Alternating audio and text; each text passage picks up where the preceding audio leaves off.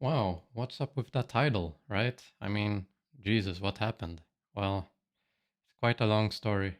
Let's see how fast we can compress it. Well, basically, almost a year ago now, around March, uh, my current wife, Julie, came here to Sweden and we met for the first time. And we had an absolute wonderful time together. We spent I think the first month, everything was just very wonderful. And then I got really sick. Like, I had some kind of very severe, like, mouth infection, and it completely messed me up. And I couldn't basically do anything for a bit over a month. And the sensation is still kind of there. It's been lingering. Like, it made me sick, and the sickness sensation have been kind of lingering with me for a long time. And it has absolutely, like, destroyed all the muscles I have. So I'm very weak, and I've been trying to get back, like, into it. I'm like trying to exercise and all that again, but it's so tough. But it's going as it is. However, that's not really the main crux of the issue, because my health has always gone up and down. The problem is Julie and her health. She was not feeling good. She had a lot of very strong anxiety attacks due to, like, the different difference in weather, the difference in the culture, and we had to move we had to switch apartments because they were renovating our old ones, so we had to move. And she had never moved in her life before, so this was like a first time, and moving can be quite stressful and annoying. And overall, she gave up college and her job to come here and, like, spend time with me. And we got married, and it was very, very wonderful. However, the medical bills when you're not a European citizen and you get treatment are absolutely insane. And she really needed help. She needed to go to the doctor. So basically, I have a huge piles of bills now.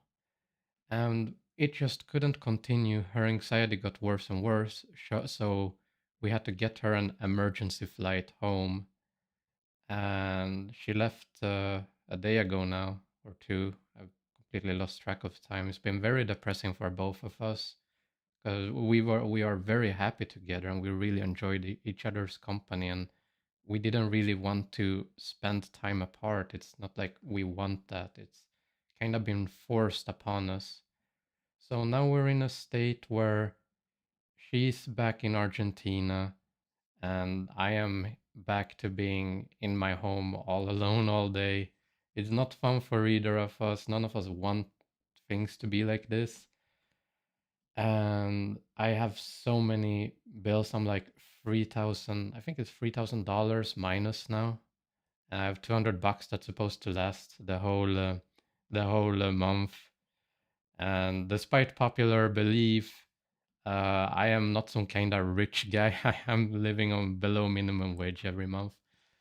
But yeah, that's why things are tough, and I'm kind of depressed over it. You can kind of feel it. It's like it life really gets to you. And I've had this philosophy before, and I've shared it on stream.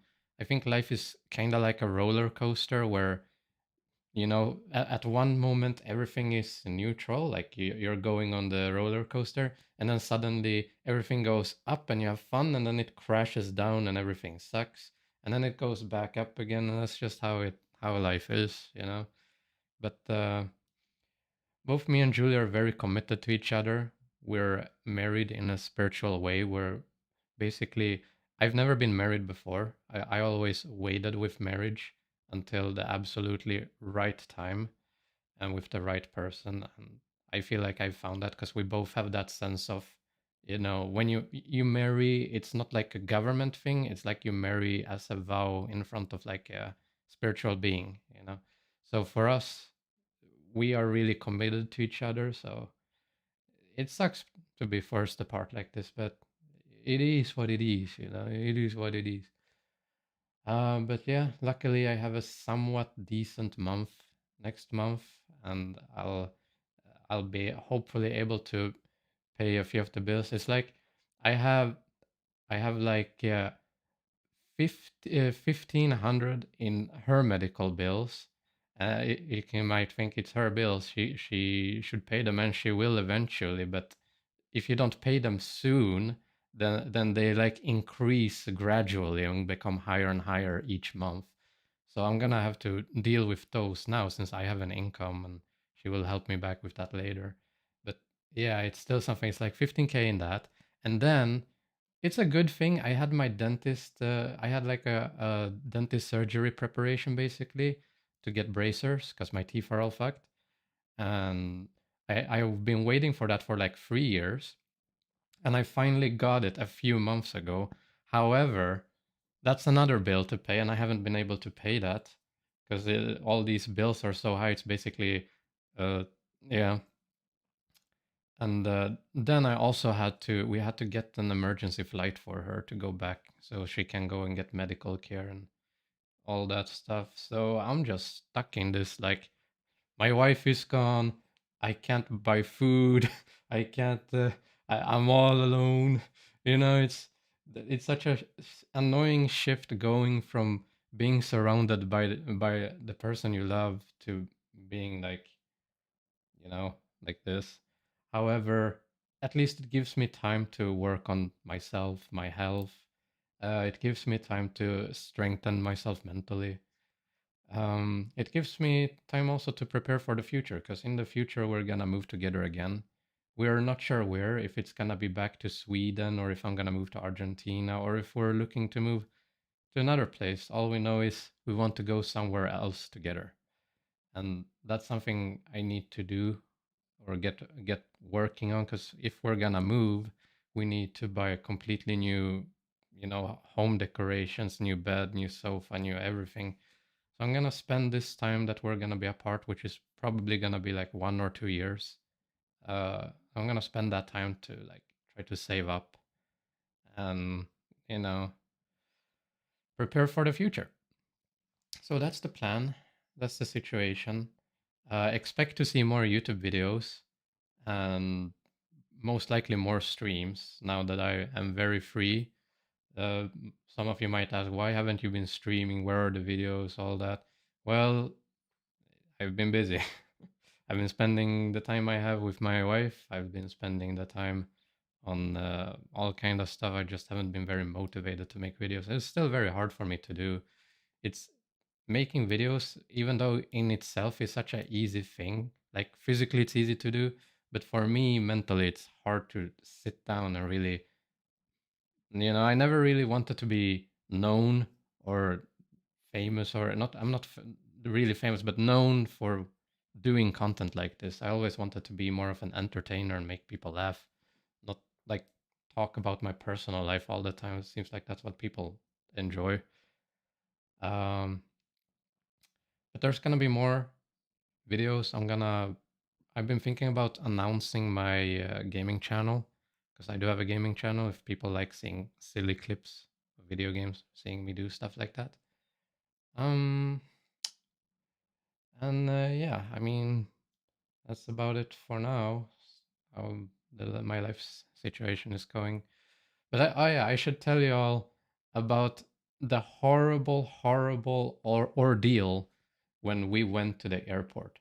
Now that was such a unbelievable fucketry of a nightmare. It's probably the worst day of my entire life.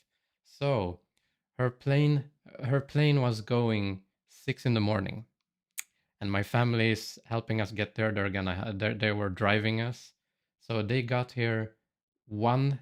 No wait, they got here midnight, exactly at midnight, and then it was 6 hours in a snow blizzard storm driving all the way down to Stockholm. We get off at the. They have like how do you say it in English? They have like stations at the flight station.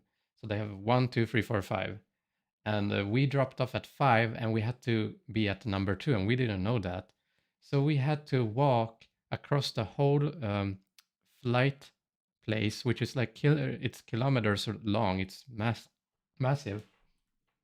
And so basically, we had to, it was like a 20-minute walk from station 5 to station 2 while carrying all these things after a 5-hour drive. We're all exhausted and tired. We get there, and there's a huge line. There's an absolute, it's like the longest line I've ever been in. And we stood there for half an hour. And then the conductors that were like letting people get a boarding pass, they were like, all right, everyone who's going on this specific plane, make a different line here so you actually have time to get on the plane because the line was so long. So we switched to the other line, and even then, it still took forever. And finally, she got her boarding pass. We went there, and no one was receiving her because my wife Julie has EDS, and she was absolutely exhausted. She had anxiety. None of us were feeling good, so we had requested flight assistance for her. So I had to roll her around in a wheelchair, and then to find someone to help her. And we did, and they get her past like the security checkout, and that's what we thought was gonna be the end of it. So we go back to the car, me and my family. 15 minutes later, she calls me and says that she was denied being on the plane, and that they were concerned about her and that she could be a health risk. So they told us, you have to go to the doctor here. And we were like, what the fuck? So we go to the house doctor of the airport, because the airport has like an emergency doctor, and it's Saturday. So of course there are no doctors there. But they tell us, hey, you can get that. You need to get like a flight permit, that like a health flight permit that she's healthy enough to fly, and you guys can get that anywhere you want at any hospital. So we drive off to another county, and we get into the hospital there, the emergency, because it's so early. So you can't just go to a hospital in Sweden. You have to go to the emergency. We go there, and they tell us there's 81 people ahead of you, and we're most likely not going to be able to give you that permit today anyway.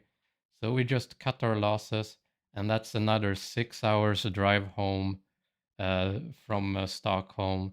So it's like 13 hours in the car. We're all tired, we're all angry, annoyed. And yeah, then we had to. I tried calling back one day later on Monday, and I called them. I had to get up very early in the morning and call them, the hospital, and see if they could get her that health certificate. And guess what? The people at the airport had been lying to us. You can't get that at any place you want. You have to go and seek what's it called? Personal. Uh, they have like a government health facilities, and they have like personal health facilities, and you have to go to the personal one, so you can't use the government one. So we were kind of fucked with that. However, the airport place, they did give her a new flight. They renewed her flight, like they rescheduled it for a minor fee as usual, and uh, they didn't ask for the health thingy the second time because she wasn't as tired and she was more prepared, and she managed to board, and she's back home now. But yeah, that was such a freaking ordeal. That was such a nightmare. Like, I still feel like I'm recovering from that. It was like uh, over a week ago or something like that. I was still feeling like I'm recovering from that. But yeah, that's a funny little story. Haha, sucked for me. Oh, but yeah, that's what's new. That's what's up. Uh, these blogs are kind of weird, to be honest. I'm not good at this at all. I don't even know I'm doing this. Anyway, hope you all enjoyed, and see you all in the next video or stream. And you feel free to leave ideas on what you want to see on this channel. I'll think about it. If it's a good suggestion, I might do it. See you all in the next one. Bye.